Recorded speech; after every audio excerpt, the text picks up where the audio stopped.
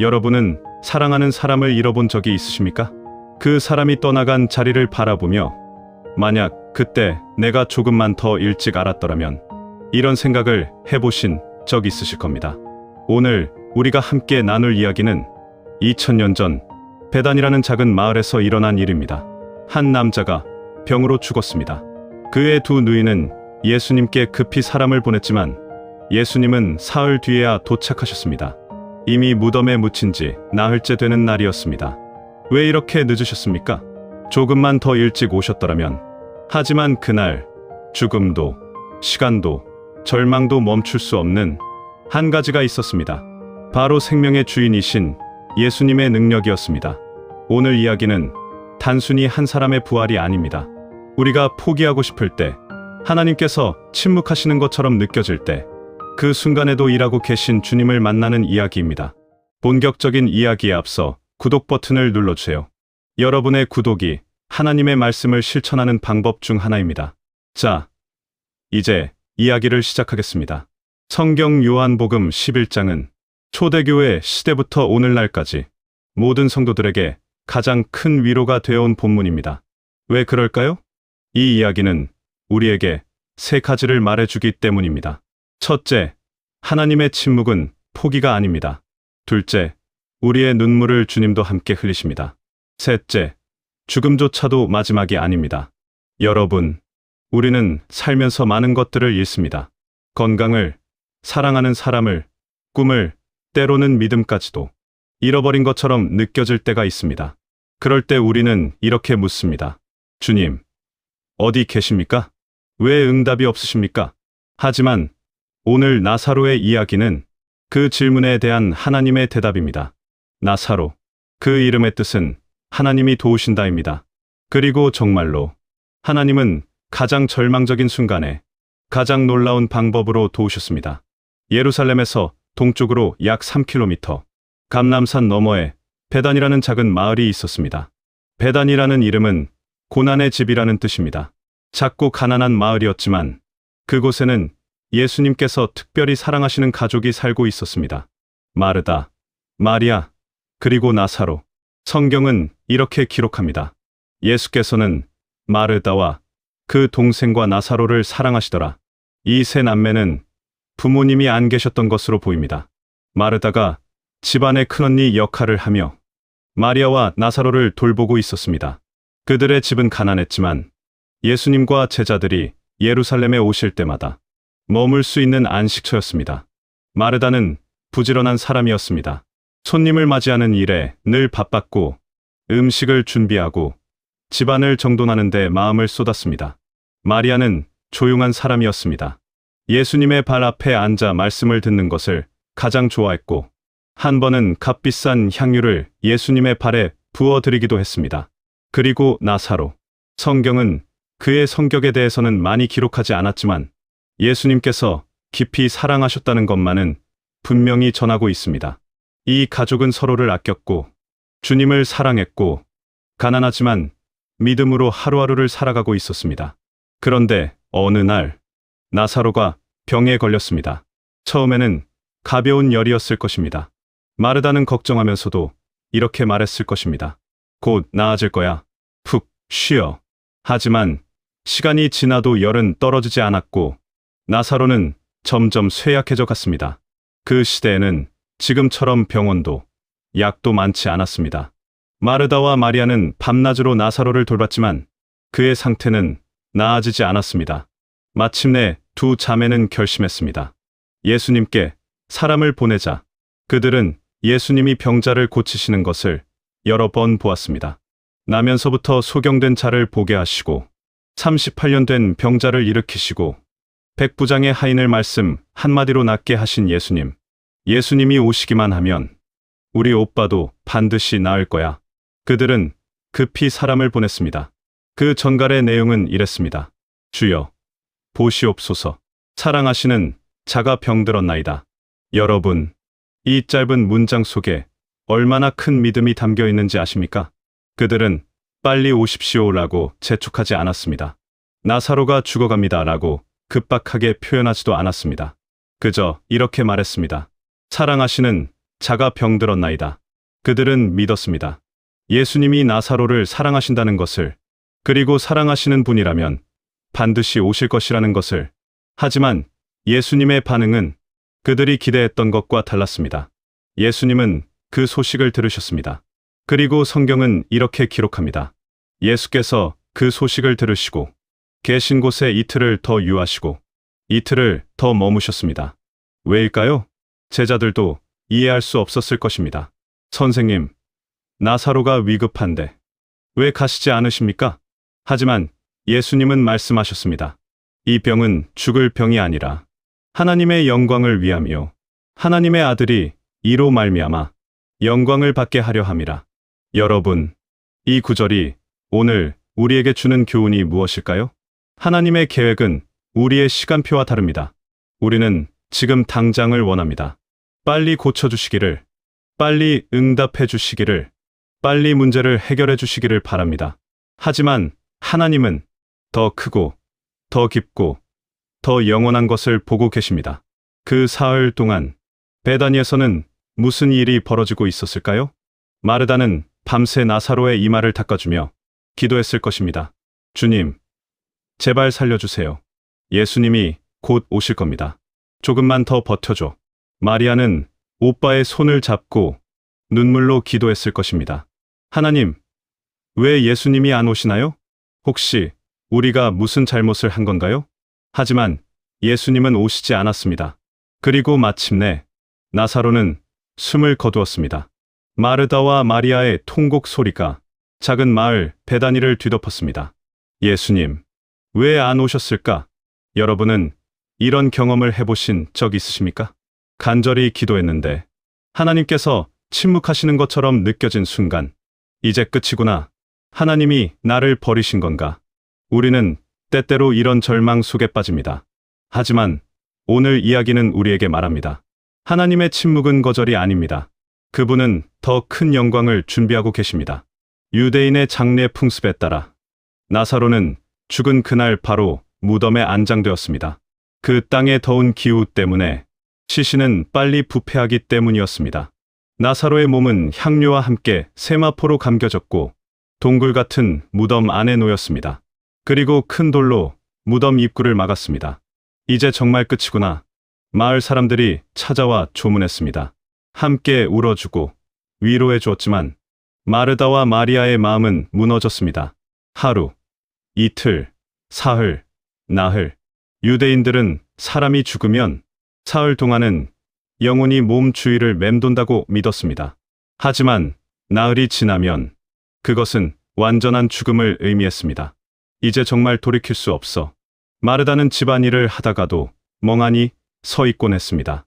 마리아는 오빠가 좋아하던 자리를 보며 하염없이 눈물을 흘렸습니다. 만약 예수님이 계셨더라면 우리 오빠가 죽지 않았을 텐데. 그들의 마음속에는 의심과 슬픔과 그리움이 뒤섞여 있었습니다. 여러분, 우리도 살면서 이런 순간을 만납니다.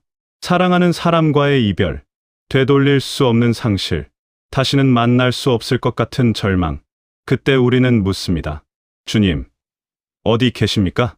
왜 그때 도와주지 않으셨습니까? 하지만 그 순간에도 하나님은 일하고 계셨습니다. 우리가 보지 못하는 곳에서, 우리가 이해할 수 없는 방법으로 나흘째 되는 날, 누군가 급히 달려와 소식을 전했습니다. 마르다, 예수님이 오신대. 마르다는 벌떡 일어났습니다. 너무 늦게 오셨지만 그래도 예수님을 뵙고 싶었습니다. 마르다는 마을 밖으로 달려나갔습니다.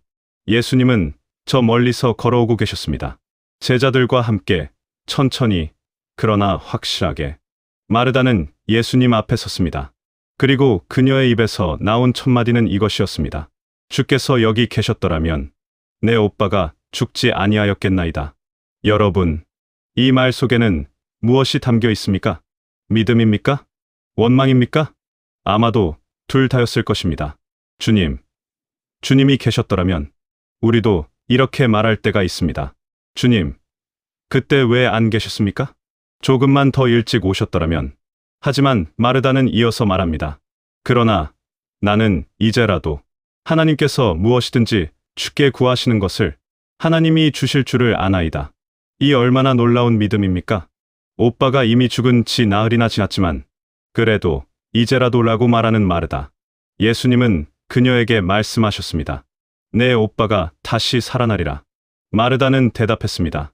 마지막 날 부활 때에 다시 살아날 줄을 내가 아나이다. 마르다는 부활을 믿었습니다.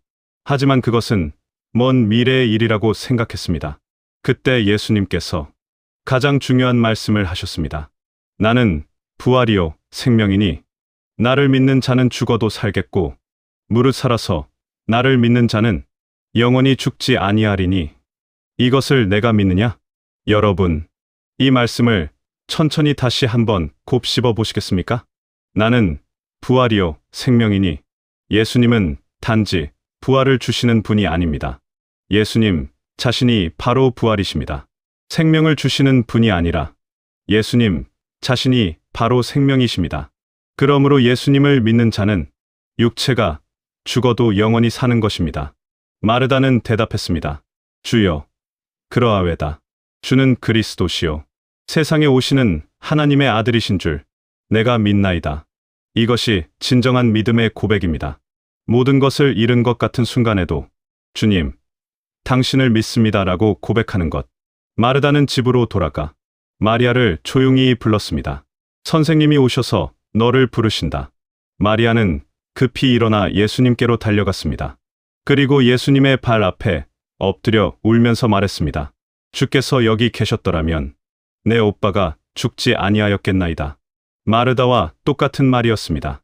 하지만 마리아는 더 이상 말을 잇지 못하고 그저 울기만 했습니다. 그녀와 함께 온 유대인들도 함께 울었습니다.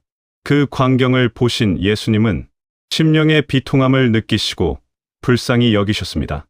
그리고 물으셨습니다. 그를 어디 두었느냐? 사람들이 대답했습니다. 주여, 와서 보옵소서. 그때였습니다. 성경에서 가장 짧지만 가장 깊은 의미를 담은 구절이 나옵니다. 예수께서 눈물을 흘리시더라. 여러분, 예수님은 우셨습니다. 왜 우셨을까요? 나사로를 다시 살리실 것을 아시면서도 왜 눈물을 흘리셨을까요? 신학자들은 여러 해석을 내놓았지만 가장 중요한 것은 이것입니다. 예수님은 우리의 슬픔을 함께 아파하십니다. 예수님은 우리가 흘리는 눈물을 그냥 지나치지 않으십니다. 우리의 고통을, 우리의 상실을, 우리의 절망을 예수님도 함께 느끼십니다. 우리는 때때로 생각합니다. 하나님은 너무 높은 곳에 계셔서 내 작은 아픔은 모르실 거야. 아닙니다. 예수님은 우리와 함께 우시는 분입니다. 히브리서는 이렇게 말합니다. 우리에게 있는 대제사장은 우리의 연약함을 체휼하지 못하실 이가 아니요 모든 일에 우리와 똑같이 시험을 받으신 이로되 죄는 없으시니라. 예수님은 우리의 모든 아픔을 아십니다. 그리고 함께 우십니다. 예수님은 무덤으로 가셨습니다. 그것은 동굴이었고 큰 돌로 입구가 막혀 있었습니다. 예수님께서 말씀하셨습니다. 돌을 옮겨 놓으라. 사람들은 놀랐습니다. 마르다가 나서서 말했습니다. 주여, 죽은 지가 나흘이 되었음에 벌써 냄새가 나나이다. 나흘이나 지났습니다. 이미 시신은 부패하기 시작했을 것입니다. 하지만 예수님은 말씀하셨습니다. 내 말이 내가 믿으면 하나님의 영광을 보리라 하지 아니하였느냐? 사람들은 돌을 옮겼습니다. 예수님은 하늘을 우러러보시며 기도하셨습니다. 아버지여, 내 말을 들으신 것을 감사하나이다. 항상 내 말을 들으시는 줄을 내가 알았나이다. 그러나 이 말씀 하옵는 것은 둘러선 무리를 위함이니 곧 아버지께서 나를 보내신 것을 그들로 믿게 하려 함이니이다. 그리고 큰 소리로 외치셨습니다. 나사로야, 나오라. 그 순간이었습니다. 무덤 안에서 움직임이 있었습니다. 사람들은 숨을 죽였습니다. 그리고 죽었던 나사로가 수족을 배로 동인 채로 걸어 나왔습니다. 얼굴은 수건에 쌓여 있었습니다. 예수님께서 말씀하셨습니다. 풀어놓아 다니게 하라. 여러분, 이 장면을 상상해 보십시오. 죽은 지 나흘이나 된 사람이 살아서 걸어 나오는 모습을 사람들은 놀라고 두려워하고 동시에 기뻐했습니다. 마르다와 마리아는 오빠를 껴안고 울었을 것입니다. 기쁨의 눈물로. 감사의 눈물로 나사로는 다시 살아났습니다. 죽음에서 생명으로, 어둠에서 빛으로, 절망에서 소망으로. 이것이 바로 부활의 능력입니다. 사랑하는 여러분, 오늘 나사로의 이야기를 통해 우리는 세 가지를 배우게 됩니다. 첫째, 하나님의 시간은 완벽합니다. 예수님은 너무 늦게 오신 것이 아니었습니다. 정확히 하나님의 때에 오신 것입니다. 만약 예수님이 나사로가 병들었을 때 즉시 오셔서 그를 고치셨다면 그것은 치유의 기적이었을 것입니다. 하지만 나사로가 죽은 지 나흘 후에 오셔서 그를 살리심으로 예수님은 죽음을 이기시는 분임을 증명하셨습니다. 우리는 지금 당장의 응답을 원합니다. 하지만 하나님은 더 크고 영원한 영광을 위해 때로 기다리게 하십니다. 여러분이 지금 기다리고 계신 것이 있습니까? 기도했는데 응답이 없는 것 같습니까? 포기하지 마십시오. 하나님은 여전히 일하고 계십니다. 둘째, 예수님은 우리의 슬픔을 함께 하십니다. 예수님은 나사로를 살리실 것을 아시면서도 우셨습니다. 이것은 우리에게 무엇을 말해줍니까? 하나님은 우리의 눈물을 외면하지 않으신다는 것입니다. 우리가 슬플 때 하나님도 함께 슬퍼하십니다. 우리가 아플 때 하나님도 함께 아파하십니다. 혼자가 아닙니다. 결코 혼자가 아닙니다. 셋째, 죽음은 끝이 아닙니다. 나사로는 죽었습니다. 완전히, 확실하게, 나흘이나 지났습니다. 하지만 예수님의 한마디에 그는 다시 살아났습니다. 이것은 단순히 옛날 이야기가 아닙니다. 이것은 오늘 우리에게 주시는 부활의 약속입니다. 예수님을 믿는 자는 육체가 죽어도 다시 살 것입니다. 이것이 우리의 소망입니다. 여러분, 우리는 살면서 많은 것을 잃습니다. 사랑하는 사람을, 건강을, 꿈을, 때로는 믿음까지도 잃어버린 것처럼 느낍니다. 하지만 예수님은 말씀하십니다. 나는 부활이요 생명이니 나를 믿는 자는 죽어도 살겠고, 이 약속을 붙드십시오. 죽음도, 시간도, 절망도 이 약속을 막을 수 없습니다. 나사로는 다시 살아났습니다. 그 후 그는 어떻게 살았을까요? 성경은 자세히 기록하지 않았지만 한 가지는 분명합니다. 그는 죽음을 경험하고 다시 살아난 사람으로서 더 이상 죽음을 두려워하지 않았을 것입니다. 그리고 예수님의 부활의 산 증인으로서 많은 사람들에게 생명의 소망을 전했을 것입니다. 사랑하는 여러분, 오늘 이 이야기가 단순히 2000년 전의 기적으로만 남지 않기를 바랍니다. 지금 여러분이 겪고 있는 죽음 같은 상황 속에서도 예수님은 여전히 나오라 고 부르고 계십니다. 절망에서 나오라, 슬픔에서 나오라, 두려움에서 나오라, 그리고 생명으로, 빛으로, 소망으로 걸어 나오라고 말씀하십니다. 오늘 하루 이 말씀을 묵상하며 사시기 바랍니다. 나는 부활이요 생명이니 나를 믿는 자는 죽어도 살겠고 무릇 살아서 나를 믿는 자는 영원히 죽지 아니하리니 이것을 내가 믿느냐? 여러분, 이 질문을 믿으시면 댓글에 믿습니다 하나님이라고 적으시고 구독 버튼을 눌러주세요. 구독은 하나님의 사랑을 전하는 방법입니다. 다음 시간에 더 은혜로운 이야기로 찾아오겠습니다. 감사합니다.